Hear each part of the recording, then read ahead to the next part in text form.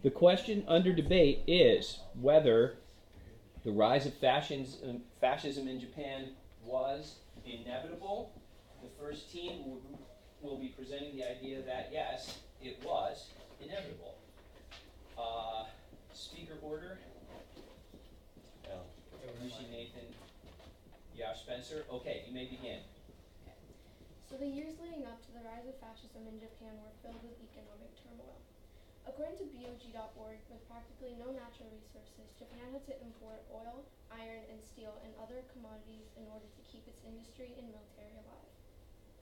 But they had to export goods for sales abroad, which became hard as one by one countries, including the US, raised tariffs in order to protect their own struggling economies.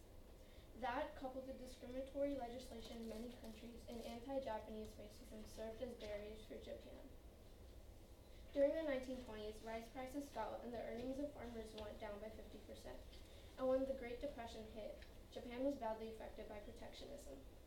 Silk, Japan's main import, was the worst affected. As a result of taxes, demand for silk worldwide reduced. This caused the country to quickly go into a depression.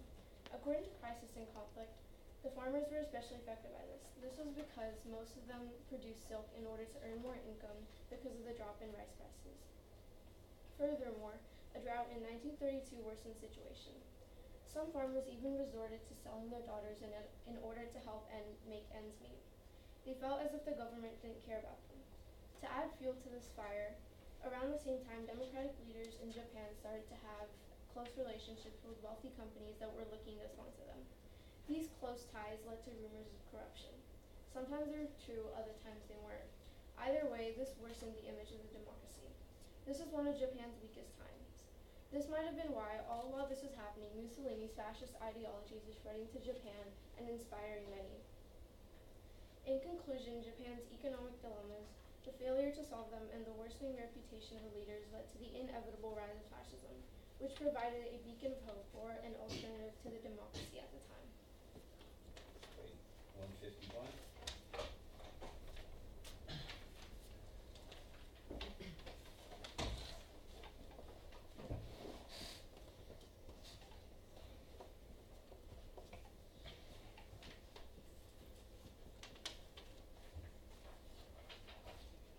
Hey, Nathan, sorry.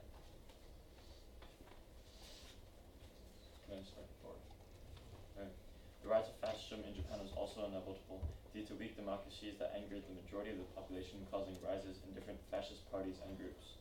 The Diet, or parliament in Japan, was very poor in making decisions because of the fact that senior military officers had even more power than the House of Representatives themselves. According to source 2 of the DBQ, 25,000 people went on strike in Tokyo in 1921 due to poor living conditions that they had and how greatly they were being marginalized by the government. The second part of the source states that some farmers in Japan even had to wear clothes made from straw. Many might say that farmers in 1930 could have just joined the army for a more stable income. However, research conducted by Wikipedia shows that factionalism existed in the Imperial Japanese Army since the Meiji period, from 1868, and still going in the 1930s. The Young Officers Movement, or the 226 incident, originated from the faction of the less privileged officers. Lesser privileged officers believed that senior officers were exploiting the Western ideas, deceiving the emperor, causing Japan to stray away from the Kokutai, the symbol for the emperor's serenity. Young officers had a goal to restore the emperor's power and in turn purge Western ideas and those who exploited. They incited many young officers in the Imperial Japanese Army, leading to an attempted purge on the government.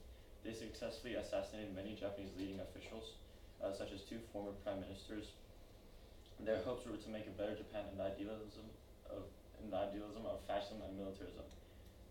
They even wrote songs and speeches based on the words of the tragedy of the Chinese hero Chu Ren. The factors of poor government and economy led many people to join the Imperial Japanese Army, and as a result joining the Young Officers Movement and tried to get a more stable income. This ultimately led to the purging of the government and demolishment of democracy into fascism. Japan had trouble obtaining resources from other countries while dealing with these internal factors, which made Japan vulnerable to joining other fascist countries such as Germany and Italy. Okay, 159. Just a second.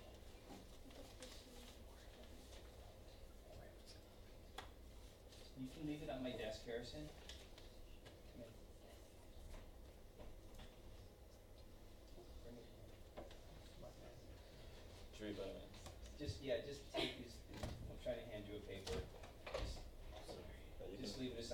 that's fine, Harrison, thanks. Okay. Thank you.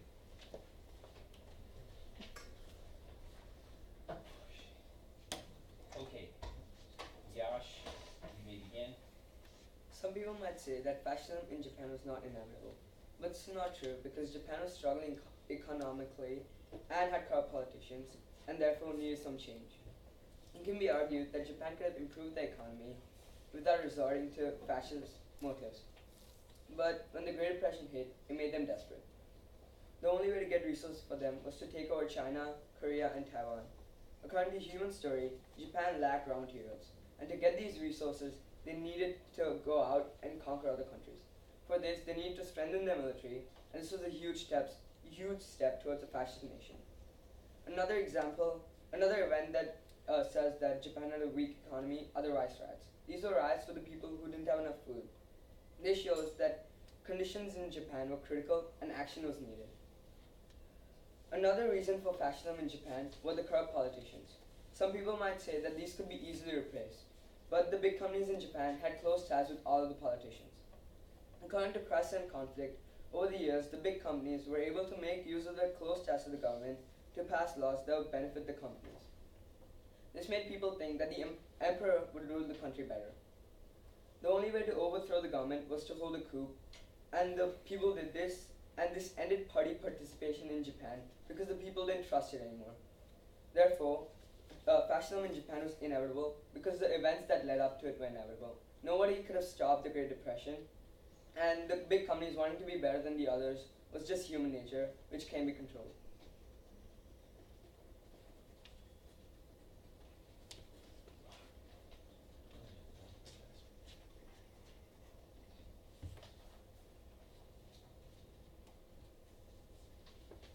You can step aside, Yash, that's fine. Just give me 1 second, Spencer.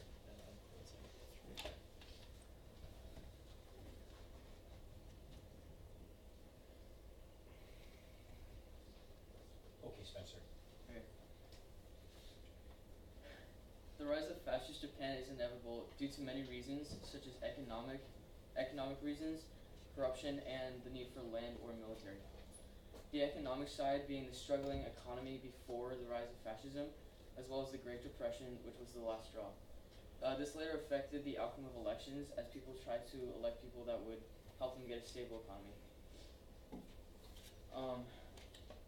The corruption side would be the fact that democratically elected leaders were just in there to support war and gain money, and this completely destroyed their image in many citizens' eyes. All these reasons that caused the rise of fascism in Japan aren't or are barely controlled by Japan, such as the Great Depression was a global catastrophe that not only Japan could stop. And then as well as the fact that the rice farmers, or primarily the rice farmers disliking their elected leaders, was due to the fact that the leaders were supporting and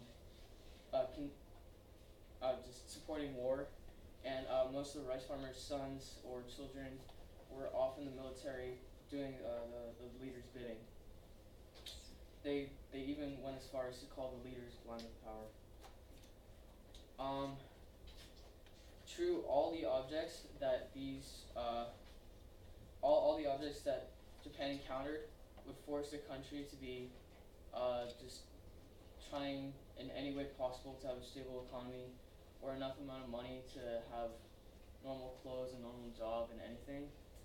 Granted, Japan has a blinding love for their emperor, and this might have been some sort of reason, but there are greater reasons that cause many things that Japan couldn't control.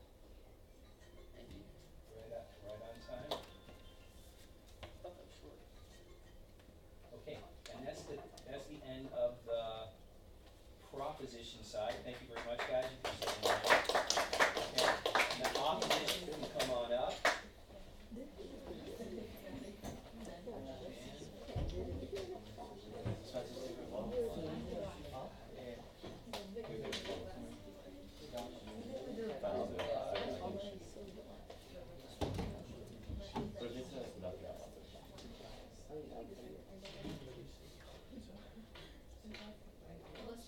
Okay,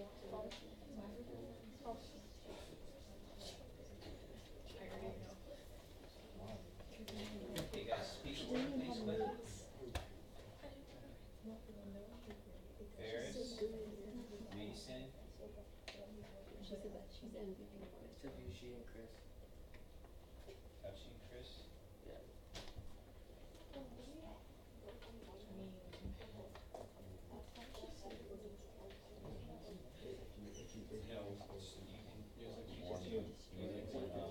Mine enter is at the top, what, there's just more. questions, right? So, yeah, all together. Three.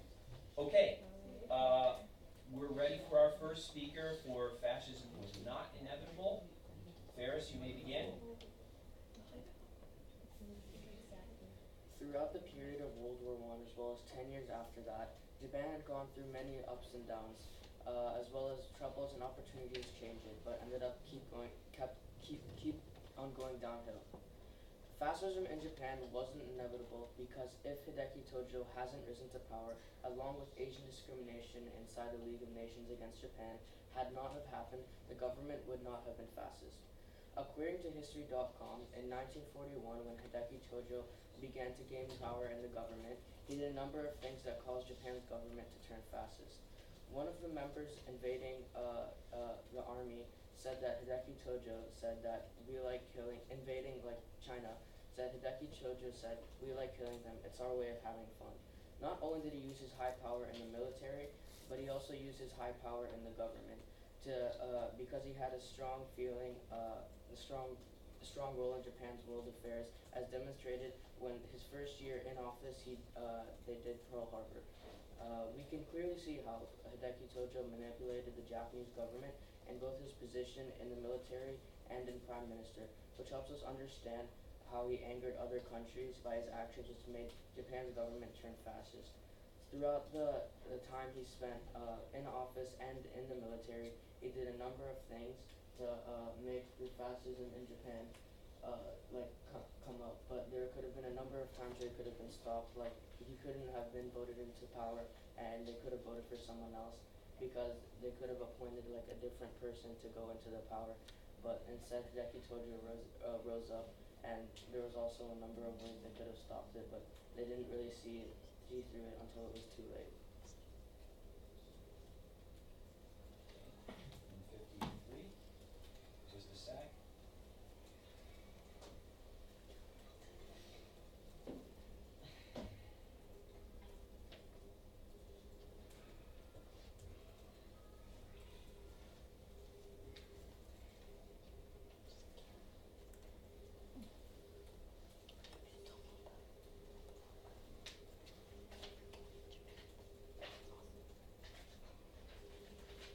Okay, Mason, we're ready for it.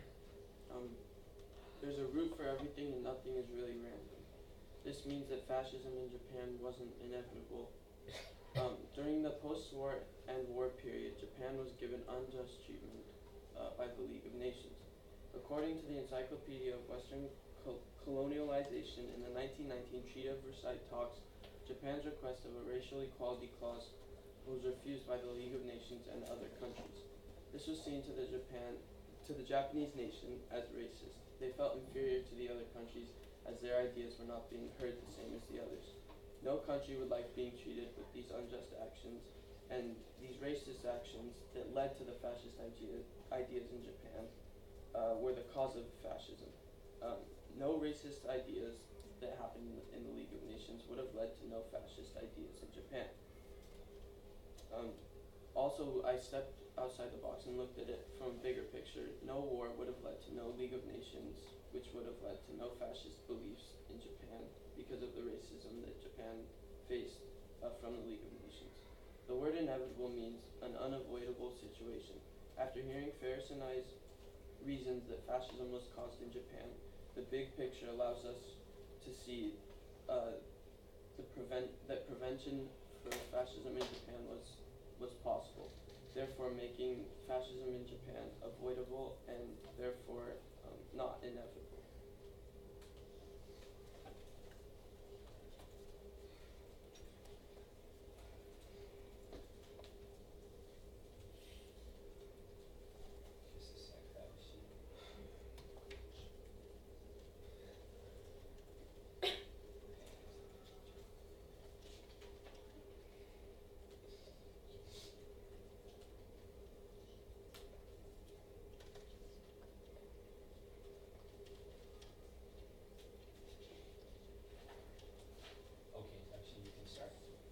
function of a soldier and a citizen are inseparable.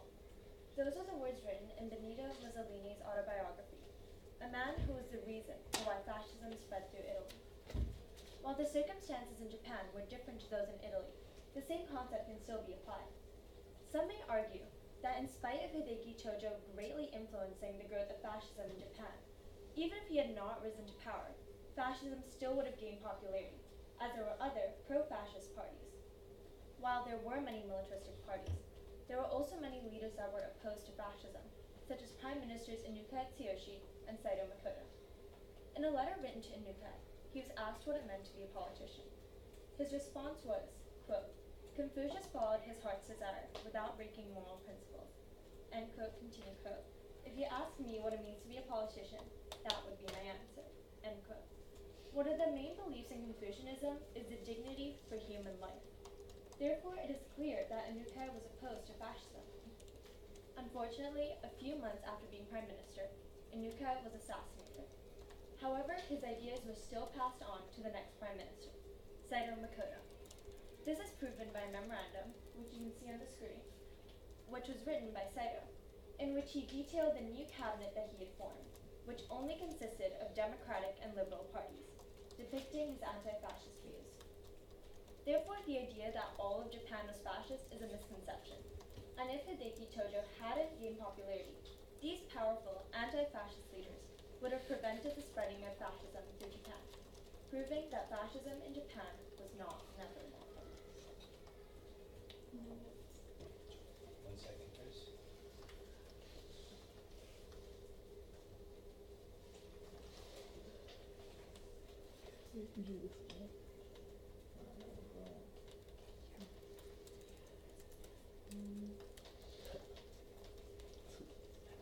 Okay, Chris, you want to begin? Fascism in Japan was not inevitable, as the Japanese had faced discrimination, causing the Japanese populace to vote for someone such as Hideki Tojo. Along with the fact that the Great Depression was partly caused by World War I, and World War I could have also been preventable, keeping the fascism from rising into Japan.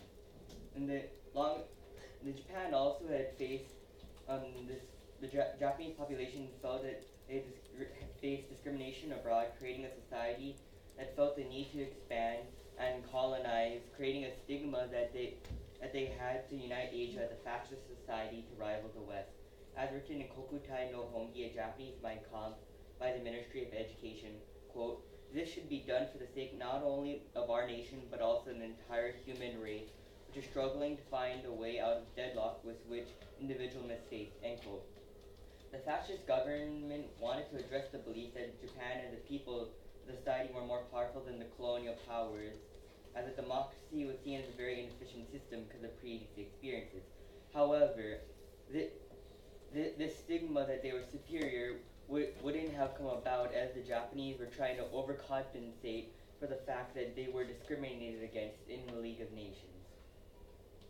And so the rise of fascism in post-World War I Japan was not inevitable, as the Japanese faced ever-growing economic struggles, along with the belief that it wasn't discrimination. However, both these things could have been preventable if people had listened to Japan before they had become fascist. Okay, 146. And that is the conclusion of opposition. So 1 minute from now, the proposition gets to get back up and attempt to rebut the other side. Okay.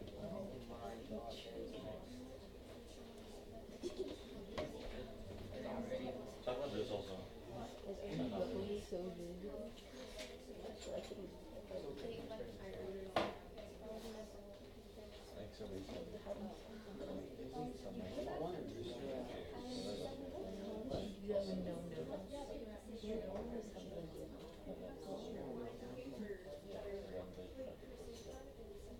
Who's going up for rebuttal? Spencer.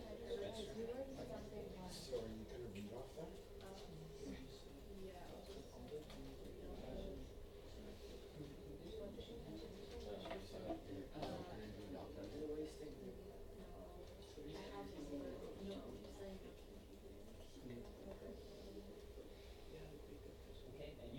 this time to prep for rebuttal as well. Okay? And it's time to come on up for your rebuttal. You get 1 minute. You have 1 minute to use. Okay, come on up. Just Spencer this time.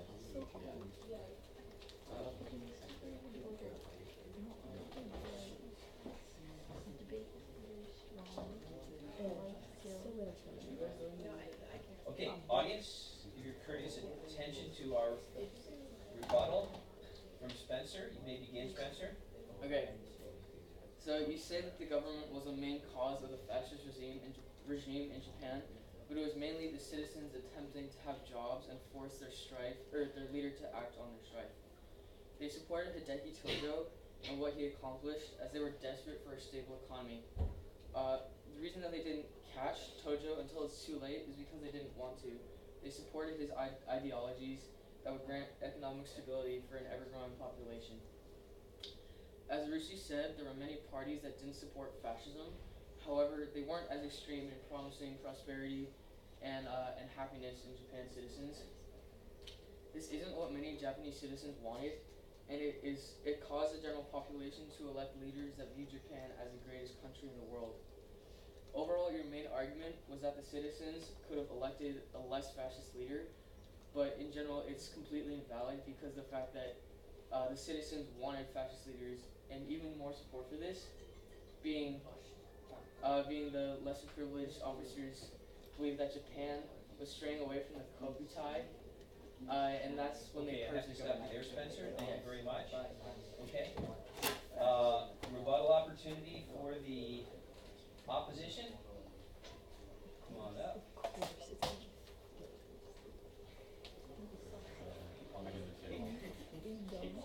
And so we're going to hear from Taoshi. Okay, Taoshi, you may begin. You had mentioned that one of the reasons for our fascism grew was because of human nature at the end. However, if you look at the human story, we see that in the beginning, humans are just hunter-gatherers, picking berries for their survival, which shows that inherently humans are actually peaceful, so it could not have been a reason for why fascism grew in Japan. In addition, you said that leaders were assassinated, which was the reason for why fascism grew. However, these beliefs did not die down with the leaders. For instance, according to Britannica, there was a group called Riken Seiyukai, which had extremely liberal views opposing fascism, and was one of the more popular political parties.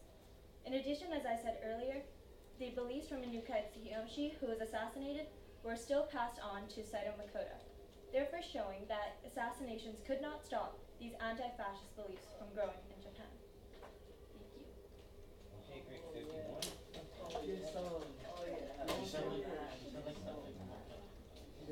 Okay.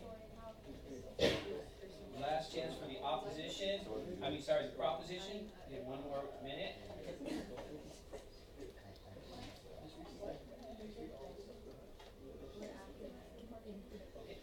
Come on up. I'll just read. Powers in the people, man. Who is this going to be? You guys are so They don't scared. even want to Nathan? rebuttal again. Oh. How we made our point. What do you want me to do? A bottom part? Just a bottom part.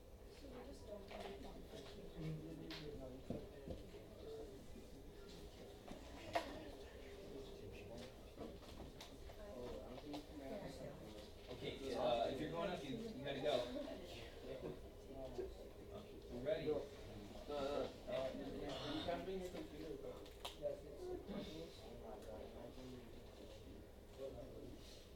Okay, you're on the clock. Okay, so you said that the prime minister was assassinated, and this is the evidence of that people didn't, the majority of the population did not agree to the ideas that that the prime minister had, and the majority of the population wanted a fascist nation. Yeah. Okay. And just 1 second, Christopher, before you start.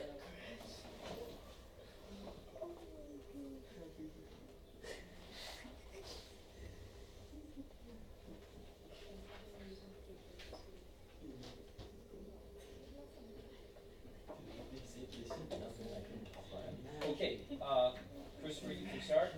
Your last minute. So as this group had stated, the fascism in Japan was supported by the population. However, the population was just looking for a way to support themselves economically. And this economic stability that Japan was facing was due to tariffs and what the Japanese people felt was discrimination. However, this could have been avoided if during the Treaty of Versailles, they decided to incorporate Japan and also allow Japan to listen into be a part of, have a bigger voice in the League of Nations. Along with the fact that the Great Depression, which caused economic stability in Japan, could have been avoidable if we did not see the rise of World War I, which helped create the Great Depression. Okay, 45. Thank you very much. Great Depression wasn't Yeah. Nathan, Okay, we don't have to say how. We just have to- Germany group and Russia group. What's your evidence? You can vote now on who won the debate and who's the MVP speaker. Give a quick reason, and we're going to move on. We have enough time to get in our Russia and communism debate. Oh, really? What is it? Only one of the groups. I told you to get the third one right. You didn't see it. Oh guys, I just don't. You didn't see it. You didn't see it. Is it Russia? Unless he says it's the one video. Wait. Oh, No. stop.